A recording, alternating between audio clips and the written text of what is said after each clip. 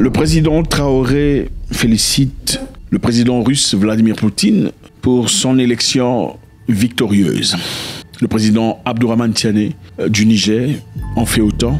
Le président Assimi Goïta du Mali aussi félicite Vladimir Poutine pour sa victorieuse célébration. Pourquoi ils le font ? Évidemment, ces trois pays, Mali, Burkina Faso et Niger, sont des pays autrefois colonisés par la France. Ils ont eu leur liberté ou leur indépendance dans les années 60. Une liberté qui a été contestée par beaucoup d'experts d'ailleurs, qui estiment que cette dite liberté en réalité n'était vraiment pas une liberté. C'était simplement un semblant de liberté qui continuait à permettre aux forces étrangères de continuer à piller les ressources intarissables, ou presque intarissables de ces pays, tout en gardant la population dans une pauvreté sereine. Pourquoi le besoin de féliciter M. Poutine ? Dans une élection qui a été contestée, beaucoup de personnes pensent que ces élections étaient illégitimes, truquées. Poutine a été voté pour la 5e fois dans cette position suprême. Beaucoup de personnes n'y croient pas. Mais évidemment, on pourrait en dire autant pour beaucoup d'autres pays d'ailleurs. Parce que, si vous vous rappelez, Donald Trump lui-même accusait son propre pays de manigance, disant que Joe Biden n'a pas été voté légalement. All you have to do is take a look at government cameras. You'll see them. People going to 28 different voting booths to vote, to put in 7 ballots apiece. Mr. President, I had to camera. stop you there because... Donc, si on parle de tricherie, dans ces cas, on dirait que la tricherie va de part et d'autre. Mais est-ce que rester au pouvoir, si on le faisait, pendant qu'on apporte des éléments positifs pour sa population, est une chose néfaste ? Point d'interrogation. Ce qui est clair et évident ici, nous voyons ces pays bouger clairement vers la direction de la Russie parce qu'ils reçoivent de l'aide authentique, ou plus ou moins vraie jusque-là. Et aussi, historiquement parlant, ne serait-il pas cohérent de faire confiance à une personne qui ne t'a jamais colonisé dans le passé, qui ne t'a jamais voulu de mal, qui n'a jamais cherché à piller tes richesses, que de faire confiance à une personne qui a fait tout le contraire ? Le choix est clair dans cette histoire. Le Mali, le Burkina Faso et le Niger se tournent vers la Russie parce que la Russie n'a pas d'histoire de colonisation. La Russie n'a pas d'histoire des destructions en Afrique. La Russie n'a pas d'histoire de pillage, d'esclavage, de tout ce qu'il y a de âge. Donc, partant des statistiques essentiellement simplistes, il serait tout à fait normal de se tourner vers la Russie et surtout féliciter le président russe en sus d'encouragement par rapport à son gain présent. Maintenant, l'Union européenne vient de confisquer l'argent russe. Enfin, nous le savons depuis un temps, on a confisqué l'argent des investissements russes en Europe. On avait confisqué des biens et des avantages russes en Europe, dans des banques, à hauteur de 200 milliards de dollars. Donc l'Union européenne poursuit son projet d'utiliser les bénéfices générés par les milliards d'euros d'actifs russes gelés en Europe. Ils ont gelé à peu près 200 milliards de dollars russes dans les banques européennes. C'est malhonnête ou pas ? En fait, ils disent que c'est en rétaliation contre la Russie pour sa guerre en Ukraine. Puisque la Russie fait la guerre en Ukraine, l'Europe dit l'argent que nous avons de vous, des actifs qu'on a à hauteur de 200 milliards de dollars, seront confisqués. Bon, moi, je sais pas, je me pose la question. Généralement, quand vous prenez la tête avec une personne et que vous êtes quelqu'un d'honnête, vous prenez la tête, vous dites quoi ? Je te parle plus, je t'adresse pas la parole, mais j'ai ton argent, n'est-ce pas ? Tiens, ça t'appartient. C'est ça honnête ou pas ? Ok. Maintenant, en Europe, il y avait de l'argent russe, 200 milliards de dollars à hauteur, qui a été confisqué parce que les Russes font la guerre aux Ukrainiens. C'est quoi le rapport ? Je me demande. Bon, continuons. L'Union européenne poursuit son projet d'utiliser les bénéfices générés par les milliards d'euros d'actifs russes gelés en Europe pour aider à fournir des armes et d'autres fonds à l'Ukraine, a déclaré mardi un haut responsable. Ce haut responsable, évidemment, s'appelle Joseph Borrell. Je pense que vous connaissez. Sinon, on va en parler encore une fois. La chef de la politique étrangère de l'Union européenne, Joseph Borrell, a obtenu cette semaine le feu vert de la part des ministres des Affaires étrangères du bloc et il espère que les dirigeants européens approuveront lors du sommet à Bruxelles. Cette décision intervient alors que l'Ukraine manque dangereusement de munitions et que l'effort américain pour obtenir de nouveaux fonds pour les armes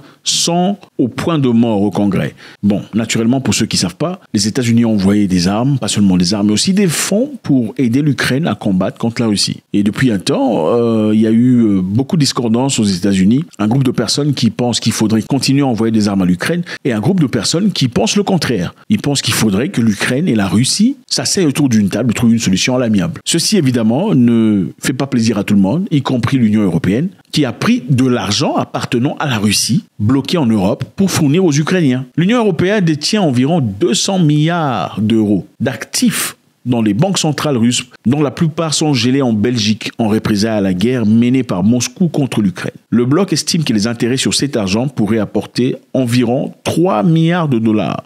Donc, C'est ça, les amis. Les Russes ne seront pas très contents par rapport à ça. Et ça, c'est pas nouveau. C'est pas la première fois qu'on bloque l'argent qui appartient à autrui. L'argent du Venezuela a été bloqué en Europe. Beaucoup de milliards de dollars. C'est pas la première fois. L'argent des Irakiens a été bloqué en Europe. Moi, je sais pas pourquoi on met l'argent là-bas. Ça sert à quoi? Si quelqu'un a une histoire de malhonnêteté dans le passé, pourquoi vous lui accordez encore autant de crédibilité, je me demande. Je sais pas. Peut-être parce que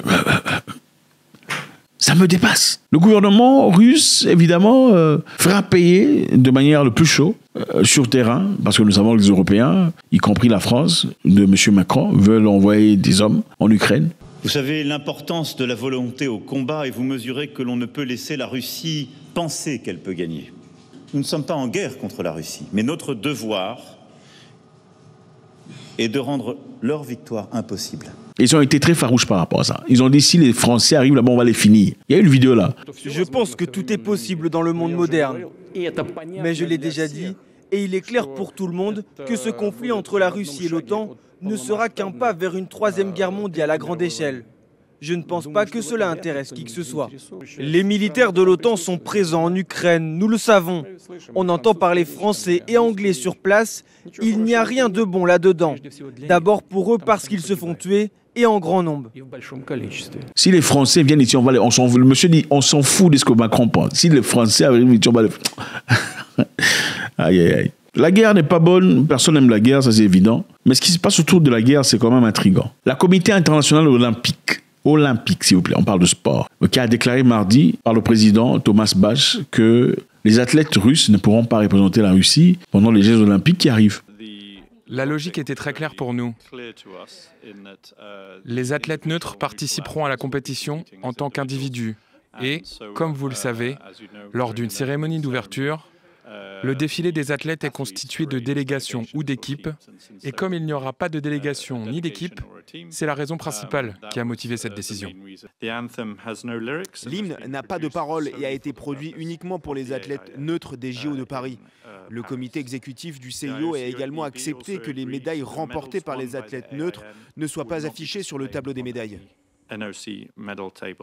Donc vous pouvez partir, les Russes peuvent venir compétir, mais ne peuvent pas avoir le drapeau russe. C'est malade ou quoi? C'est malade, n'est-ce pas? Donc, un athlète peut aller compétir, courir, faire le marathon, je sais pas moi, football, boxe, en termes de Jeux Olympiques, mais ne peut pas représenter son drapeau. Moi, je pensais que l'honneur autour duquel qu'on a ces médailles où on gagne, c'est aussi patriotique, n'est-ce pas?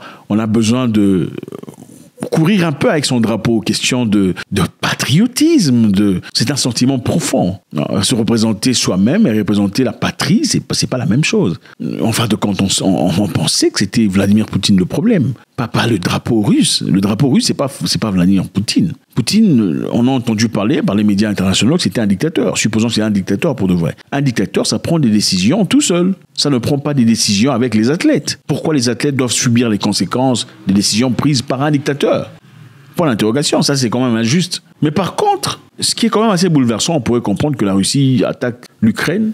Le président a dit qu'ils ont exclu l'idée que les athlètes israéliens participent en tant que neutres. Les Russes vont participer en tant que neutres, donc sans drapeau, mais les Israéliens participeront pas en tant que neutres à Paris, dans le contexte des critiques croissantes concernant la campagne militaire israélienne contre Hamas à Gaza. Donc, les Russes sont en Ukraine. Conséquence, les athlètes ne viendront pas avec le drapeau russe. Ils seront neutres. Les Israéliens sont à Gaza. Conséquence, zéro. Eux peuvent venir avec le drapeau israélien. De poids, de mesure ou comment? Enfin, bref, les situations sont... Je sais pas, expliquez-moi. En bref, les amis, on vit dans un monde où chacun crée ses lois. C'est la loi du plus fort, apparemment. Je sais pas si je me trompe. Faites-moi correction. Traoré, Ibrahim, félicite le président russe. Le président Assimi Goïta ainsi qu'Abdourahmane Tchani ont félicité le président russe pour son nouveau terme d'élection. Les Européens, à travers Joseph Borrell, je vous rappelle, c'est le monsieur qui a dit que l'Europe, c'est le jardin, le reste du monde, c'est la jungle. C'est lui, Borrell. Borrell a dit l'Europe, c'est le jardin, il faut protéger le jardin, il faut ériger des murs pour protéger le jardin, sinon le jardin deviendra la jungle. Yes, Europe is a garden. The rest of the world, and you know very well, Federica, is not exactly a garden. The rest of the world, most of the rest of the world, is a jungle.